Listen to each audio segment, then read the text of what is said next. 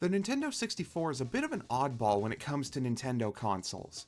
With their stubborn refusal to adopt CDs for their new system alienating a large chunk of third-party developers, and downright confounding design decisions like the three-handled Franken controller, the N64 stands as the embodiment of Nintendo's stubbornness and arrogance after coming to dominate the home console market.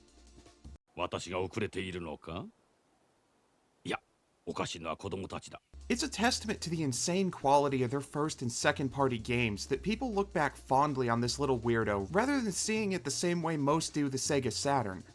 What is going on up there? Sega Saturn. Which would also be better remembered if half of its best games hadn't stayed exclusive to Japan, but that's a topic for another video. A quirk about the N64's library that doesn't get mentioned quite as often outside of certain fan communities is that it was absolutely stacked with pro wrestling games. WCW vs. NWO World Tour, WCW NWO Revenge, WWF WrestleMania 2000, WWF No Mercy, Virtual Pro Wrestling 64, Virtual Pro Wrestling 2, New Japan Pro Wrestling Tokon Road Brave Spirits, New Japan Pro Wrestling Tokon Road 2 The Next Generation, and those are just the exclusives. There was also WWF Warzone, WWF Attitude, ECW Hardcore Revolution, WCW Mayhem, WCW Backstage Assault, and for a different kind of wrestling, 64 Ozumo 1 and 2. It's not an exaggeration to say that wrestling games moved units for the N64. In fact, WCW NWO Revenge did so well that a screenshot from it was actually used on the box of later releases of the N64. With this in mind, it's easy to see why Konami, one of the few major companies to not completely bail on Nintendo in this generation, would want to get in on this wrasslin money. How they decided to go about it is another story entirely. Shit's about to get crazy, cause we're going to hybrid heaven. Released in 1999 as an exclusive for the N64, Hybrid Heaven comes to us from Konami's Osaka studio. Outside of their botched attempt at a 3D fighter in Deadly Arts, Konami Computer Entertainment Osaka Co. Ltd. BBQ FTW generally put out well-received games when it came to the N64, mainly handling Konami's sports titles for the system, but also 2 of the 3 Goemon games. All in all, not the first studio you'd expect a more experimental title from, but one with enough experience by that point to have some faith in. So let's go ahead and start her up. Later. I have no fucking clue what's going on here. Keep in mind, all I have is the cartridge. I started this up without reading any manual or blurb on the back of the box to give me an idea of the setup, so I'm gonna have to recap this as I understand it. We open on a random shot of the White House at night, briefly making me wonder if I'm about to witness an Independence Day before cutting to this naked guy watching TV. There's something on about a nuclear disarmament treaty between the US and Russia that's going to be signed. Just gonna avoid that topical landmine. Naked guy gets up and goes to take a shower, forcing me to break out the old black box. Once he's done with his shower, Captain Nudist answers the door to zero reaction from the guy on the other side, so he's either hung like a Keebler elf or he does this all the time. Purple Suit talks about a plan to replace the president with a fake that is the first step in some sort of invasion plan, before telling our main villain? Henchman? Pointless fake-out who exists solely to confuse the audience? Whatever he is, Purple Suit tells him to meet up with Diaz in New York City for everything he'll need for the operation. Before you have any time at all to process that info dump, a woman I presume to be his girlfriend calls to remind him that it's almost Christmas, and helpfully lets the audience know that Agent Buck Naked here is named Johnny, though she doesn't have the decency to say her name at this point. So we're 3 minutes in and up to 4 characters with 1 name between them, possibly 2 if his name is actually the President, and barely any clue about what the hell is going on. Cut to a New York subway station the next day. Johnny's girlfriend is waiting for her train when she spots Johnny coming down the stairs. Oh, thank fuck, he's got clothes on this time. However, Johnny walks right past her towards 3 totally not suspicious looking guys. One of them, Diaz I'm guessing, hears a voice telling him to shoot and barely hesitates before pulling out his gun and shooting Johnny right in front of his girlfriend. Oh no, Johnny's gone. So, who wants cookies? No worries, it's possible to survive a gunshot and... Oh, nope. Sorry, sweetheart. There's no coming back after you turn into light and evaporate. How much rib fuel have you ingested? I'm on it like a motherfucker, Brad. Moto, dude! Well, we're not getting any answers yet as Diaz is swiftly restrained by his buddies before... Hang on, I just realized something. This is an in-engine cutscene with voiceover and lip sync. Johnny? It is you, isn't it? Why didn't he recognize me? Is it just someone who looks like him? Was the N64 always capable of this? I mean, I knew it could play voiceover, but to have anything approaching lip-sync dialogue? Either I've been playing all the wrong N64 games, or Casey Osaka had mastered the hardware by this point. Back at our confounding opening cutscene, Diaz gets dragged off by his buddies who seem just as confused as you, me, and Johnny's poor girlfriend. Except for the part where Johnny got beamed up to the Enterprise after being shot, since one of them explicitly mentions that the witness doesn't matter because the evidence is gone. Which means that wasn't one of those body disappearing video game effects done for technical reasons. That happened in universe. Unfortunately for Diaz's buddies, they make the classic action movie henchman mistake of getting into an elevator with the protagonist. Diaz breaks free and takes out the first guy no problem before the second guy warps in to re-restrain him. See? Not there. Not there. Then suddenly he's behind Diaz. They wrestle for a bit before Diaz gets distracted by his ears popping from the rapid shift in elevation and falls to his doom. Or he would have if not for the fact that he's saved at the last second by... You know, I honestly have no idea what made him gently float down at the end there. You see magic. Got it. Well, anyways, this is where the gameplay kicks in. Yeah, I still have no clue what the hell is going on after recapping it. In fact, I think I may have less of a clue than before. I guess all I can do is hope that the rest of the game makes more sense. 4 to 6 days later. On the one hand, I was able to get a grasp on the plot after a while. On the other hand, it was an impressively stupid plot. But on the third hand, I got to German suplex a bunch of Guyver rejects, which is awesomely stupid. Suplex City, bitch! I'm not sure if providing context will actually help in this case, but I'll certainly try. Let's start with the gameplay. With the way Hybrid Heaven starts you off running through hallways and blasting robots with possibly the least satisfying blaster known to man, you'd be forgiven for thinking that this was another run-of-the-mill third-person action game. The controls and camera are an absolute nightmare in these parts, by the way. The camera sucks in that classic 90s 3D way of almost never being positioned where you need it in time, while every movement you make feels delayed by about half a second. And this isn't an emulator issue, I was playing this on my actual N64. But right when you think you've got this game pegged, you stumble into your first battle and realize that this is, in fact, an RPG. An RPG with a battle system that's one part active time battle and one part WWF No Mercy. If you're wondering how the hell that could possibly work in any entertaining way, I beat the game and I'm still trying to figure out how they managed to do it. By all accounts, it doesn't make sense. Once a battle starts, you'll control your character in real time while this power gauge charges up. You only need it to go past the red zone on the left in order to act, but the more you charge it up, the more damage you deal. Whenever you've decided to attack, you'll press the A button to bring up the menu and select whatever punch or kick you want to use. Be sure to actually be in range first before selecting an attack with little reach like a hook. If you get all up in that alien's business and press the right shoulder button, you'll lock up in a collar and elbow tie-up. Now if you open the menu, you'll see that the punches and kicks have been replaced with grappling techniques. There's not much to choose from for now, but that'll change the more you get your ass kicked. Similar to Beyond Oasis only offering upgrade hearts when you've taken a lot of damage, new attacks in Hybrid Heaven are learned by taking those attacks from enemies. I'm not exactly clear on the specifics of how to consistently learn an attack though. Sometimes I learned it the first time I ever saw it, other times it took several tries and multiple game overs before I learned it. But it was totally worth it to be able to kill monsters with the power of professional wrestling.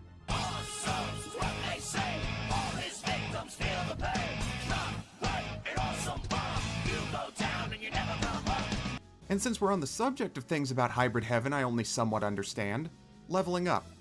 In a case of trying to reinvent the wheel, you don't level up based on the amount of XP earned, but instead level up the attack and defense of specific body parts. Say you want to make your punches stronger. You'll have to repeatedly use punches to upgrade your left or right arm's attack. Exactly how many times you have to do so is never all that clear though, so I'm not entirely sure if there's a hidden counter keeping track of it, or if it's entirely random like with learning new moves. I don't know! Leveling defense works on similar rules, but instead of using attacks that use the same body part, you have to repeatedly take attacks in the same area. For me, this led to having a ridiculously high body defense, while my head, arms, and leg defense levels remain pretty low. Defense in general is kind of a mess. When you're attacked with a strike, you can choose to dodge, block, or counter, and when attacked with a grapple you can choose to escape, take a fall, or counter. I believe your mobility stat plays into the success rate of a dodge or escape, but you're never shown the probabilities. Success rates are nothing but scientific theory. A brave heart will defy any odds. No, no, no, no, no, no! I eventually just defaulted to using block and take fall because they seem to be the most consistently successful. Less damage is better than all the damage at least. Additionally, you will achieve a more standard level up from time to time, but again, the criteria is not clear at all. Nor is it clear whether or not the stat boost you get upon leveling up, because this wasn't overcomplicated enough with the individual limb levels, are randomized like in a classic RPG, or if they're dependent upon how you've been fighting up to that point. I ground so many of these spawner pads trying to understand it to no avail. Built up a hell of an arsenal though. However it works, you'll eventually level up enough to be able to store up more than one bar in your power meter, giving you access to combos and making attacking grounded enemies more viable. Alongside 2 unchangeable combo strings which include more strikes the more power you're able to save up, you can create your own custom combos with whatever strikes you prefer. The caveat is that while you can use the preset strings so long as you have at least 1 full bar stored up, custom ones will require all the power you used when you first created them. It's a little annoying that it won't simply cut it short like with the presets, but it's still a cool feature that they didn't have to put in, yet did so anyways.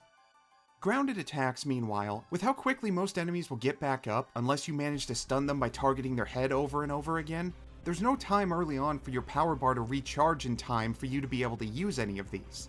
Yet once you can, well, you realize just how much you needed to see an alien monstrosity get put in a Boston Crab. I mean, you can stomp them if you're feeling boring, but how often can you say that you killed an enemy with a figure 4 leg lock? Suplex him, put him in a camel clutch, break his back, and then fuck his ass, make him humble. That reminds me, I haven't talked about the limb damage system. Similar to many pro wrestling games, you can wear down specific body parts on an opponent, in this case also causing said part to flash red. Doing this to an arm or leg prevents them from using attacks that employ that limb, damaging the torso can cause enemies to drop extra items, and as I said earlier, enough head damage will result in them being stunned on the ground for a period of time. These states can all affect you as well, though I'm not sure how exactly torso damage works for you since I never lost any items because of it. Weirdly, both you and the enemy can recover from this state no worse for wear if either of you stop taking damage to the injured body part for long enough. This is in stark contrast to every wrestling game I've played with a similar damage system.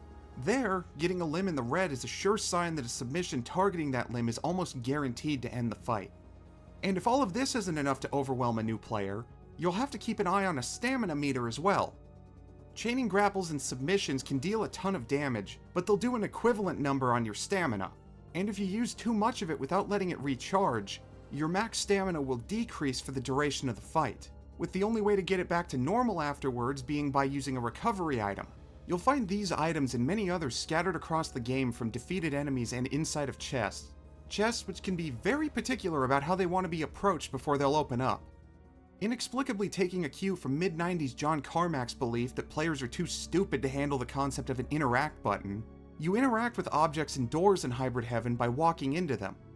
It was stupid to have it in Quake, and it's stupid to have it here. Especially when I still have to press a button to talk to NPCs. I mean, seriously, what's next? Are you gonna make me waste ammo just to find secret? No, I'm not going down that road again. Not after all that court-mandated therapy. Items. Right, items. I was talking about items. On top of the recovery items you'd expect, you'll find items to buff yourself or debuff enemies, as well as sci-fi blasters with elemental ammo.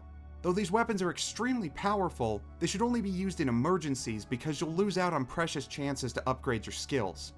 Those buff and debuff items though? Oh boy are they useful against bosses. Really puts a damper on those incessant claims of hybrid superiority. To wrap up this lengthy diatribe on Hybrid Heaven's battle system, all of this poorly explained complexity somehow wraps around into an addicting experience. For as much of a head trip as it can be coming to grips with everything here, and despite the fact that I'm still not sure I actually understand how any of it works under the hood, I can't say I've found many games that make me this excited every time I manage to learn a new move, or for that matter let me powerbomb alien invaders. Really, I'm surprised nobody's ripped this off for a Guyver RPG or something similar. I'm already fighting freaky looking monsters, it wouldn't be a stretch to give me bio-boosted armor and special attacks.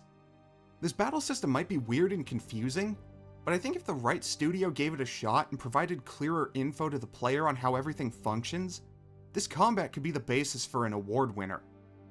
Shame that I can't say something similar about the presentation or the story. There's no getting around the fact that, outside of its fairly impressive character models, Hybrid Heaven is an ugly game with exceedingly generic environments, not to mention excessively dark at times. Now that last part could be partially down to my cheapo converter box, but my frugal stupidity can only excuse that part.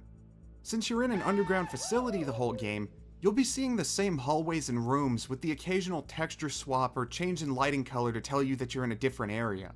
Compare this to, say, Metal Gear Solid. Sure, it all takes place in one military facility, but there's a rational design at play here so as not to disorient the player. Probably one of the only times you can use the word rational when talking about a Hideo Kojima game, now that I think about it. Blasphemy!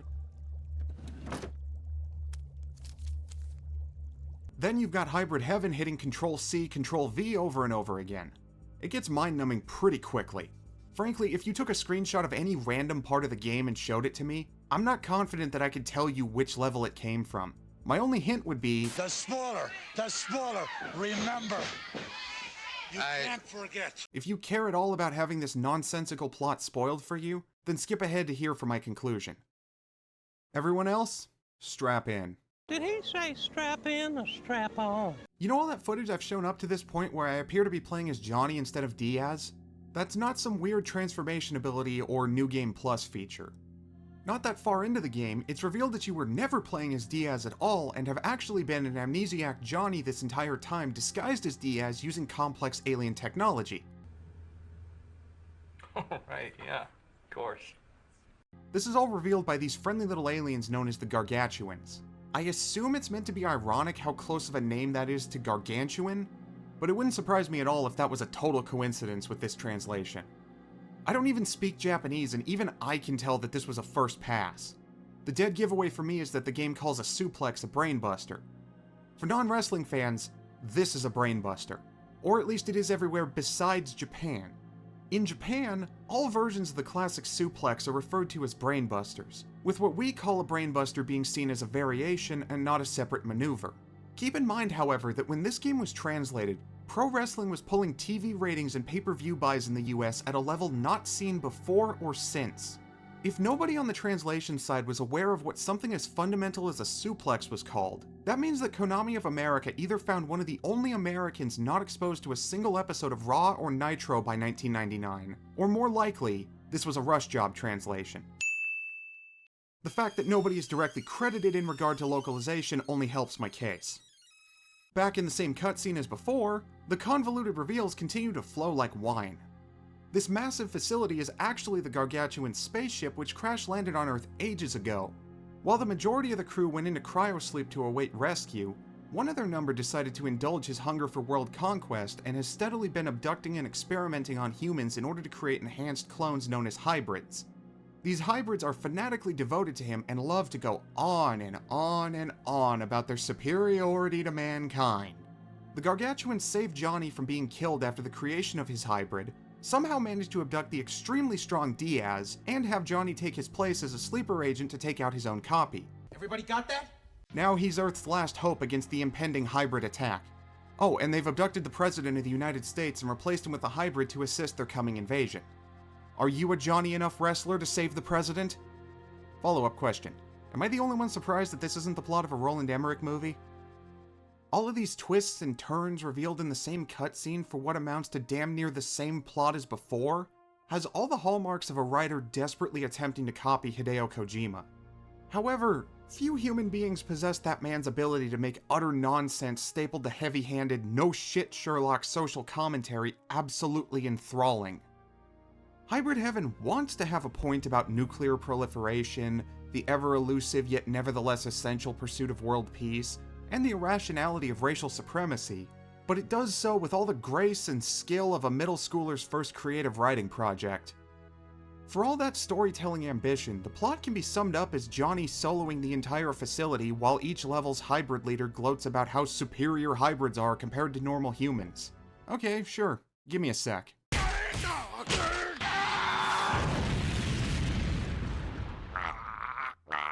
Some f***ing master race. No matter how many of them or the other alien monsters you pick apart with pure grappling technique like your Dean Malenko in his prime, the hybrids never once lose their insufferable arrogance.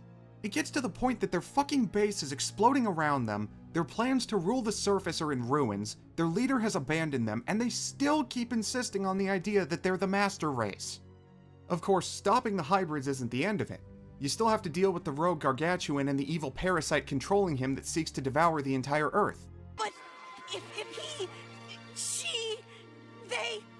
Hold it! Somebody needs to explain to me what just happened here. So not only was the villain controlling everything behind the scenes, not even the actual villain, but the evil plan I spent the whole game foiling was a smokescreen for the real evil plan.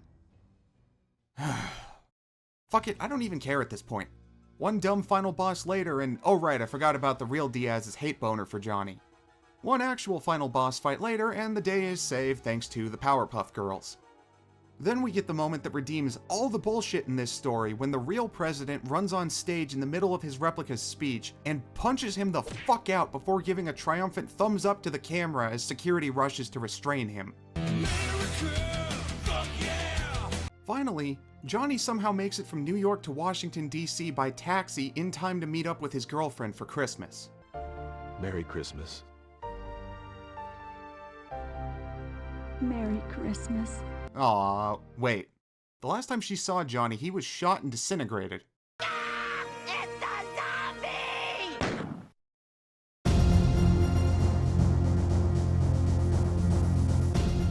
Hybrid Heaven does not leave a good first impression. Ugly visuals, awkward controls in exploration sections, music so forgettable that it didn't even occur to me to mention it while talking about the presentation, and a story that's best described as, we have Kojima at home. There's a lot here that does not land like the developers intended. However, there is one blindingly bright ray of sunshine here that makes this game worth checking out, that being its battle system. This out-of-left-field combination of RPG combat with a pro wrestling game has zero right to be as entertaining or addictive as it is. The inane absurdity of Hybrid Heaven's plot took no time at all to wear thin. But the awesome absurdity of being able to pile-drive a creature straight out of a tokusatsu show never failed to entertain. If any current or aspiring game developers happen to come across this video, please consider taking cues from or just flat out rip off this game's battle system wholesale for your next RPG. I'd seriously love to see someone take a stab at refining the ideas present here. Though I can't guarantee that you'll always have fun with Hybrid Heaven, it's such a unique experience that I think it's worth putting up with the weaker aspects. The cartridge goes for pretty cheap by N64 standards too, usually going for somewhere around 10 to 20 bucks on eBay. So if you've got an N64 lying around and want to try out one of the only decent RPGs on the system, I think Hybrid Heaven would be worth a go. That's all for this one. Next time I'll be getting back around to the Suikoden series at long last as I take a look at the divisive Suikoden 3. I'll see you then.